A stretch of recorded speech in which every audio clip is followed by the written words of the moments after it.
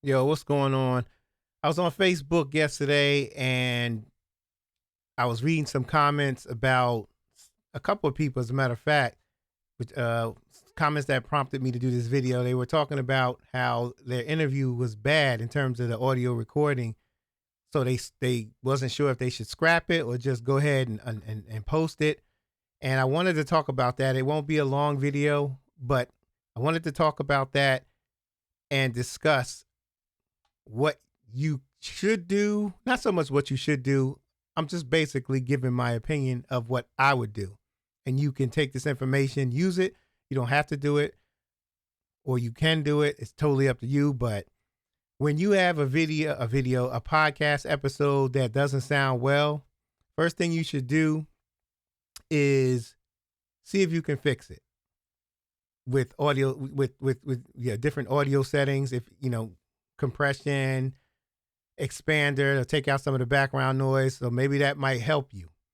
If you're not tech savvy enough to do that, then find somebody who'll do it for you. Find somebody who can do some editing and see, discuss it before you pay them. Discuss what you want to take out, let them hear it, and then find out if they can take it out. If you can't do that, if you can't find anybody to do it or you can't do it, then I personally would go on ahead and post it, because here's the thing. And one thing about me, I'm my audio. If it ain't right, I do it until I get it right. My settings or whatever, it's got to be right. But if there's any chance that it's not right, and I really want this information to be put out there, I'm going to put it out there. So don't scrap your whole podcast episode because the interview went bad or they were going in and out. Yes, audio matters to people, and a lot of people care about audio. But if it's something real good with good content and something they're like definitely gonna gain some knowledge from or something like that, then I'd say go ahead and post it. If it's just something you just doing an interview and it don't mean nothing, then you can scrap it. But for the most part, try to get it fixed. And then if that doesn't work, then just go ahead and do it, because you might be putting out some good information, something somebody need to hear. And to a certain extent, to some, content matters. And to a lot of people, audio matters.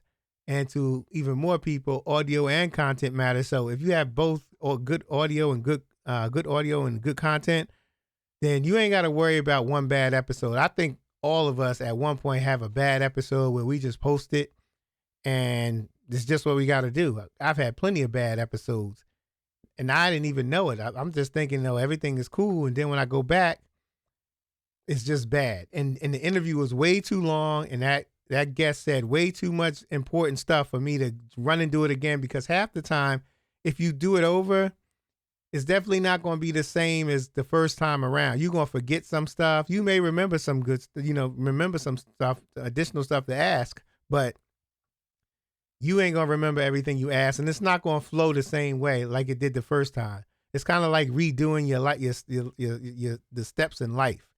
You're not going to do it the same.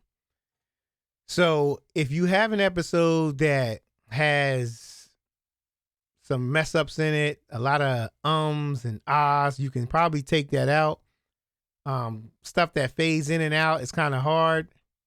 Losing connections, it gets kind of hard. But most of the stuff I hear about people with the scrapped audio is with the scrap who want to scrap their podcast. It's an audio issue and background noise, and you just need a simple expander. I say this 15 times a day to clients who reach out to me and people in the group and Facebook group, podcasting Facebook groups.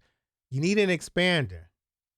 There's stuff going on every time I get on here. For some reason, there's some stuff going on outside where people are talking, and I can hear them right now, but you're not going to hear them because the expander is taking away all of that. There's a TV on in the next room. You don't hear that. There's the heat running from the vent, and I'm right over the vent.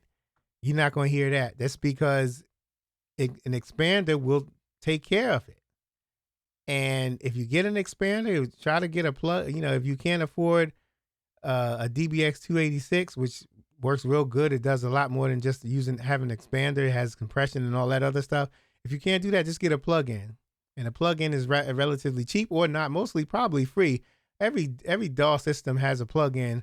Logic Pro, GarageBand, Audacity, they all have a plugin, an expander gate plugin. So try to use that. Don't use a noise gate though, because the noise gate, it will be real quiet when you're not saying nothing.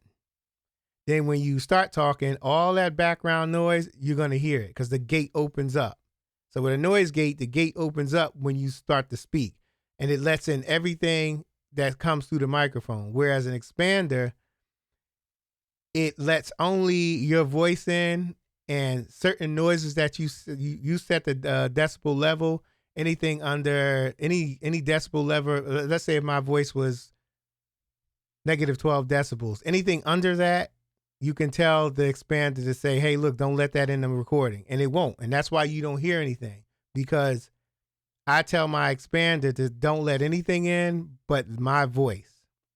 And I speak to them like that, not by telling them. Of course, you can't tell a piece of software. You can't talk to a piece of software, but it's in numbers. So I keep my settings on a certain number so it will hear my voice and it won't hear nothing else. So, if you can get an expander, use that, but don't scrap your video. I mean, don't scrap your podcast your episode, because it might be some good information and you don't want to redo it over. So hit me up, man, if you need help, learning what an expander does or how to use it. Hit me up. Just leave a comment, whatever, man. Just hit me up because I'll be more than happy to help you. All right. This is Andre, man, and I'm out of here. Peace.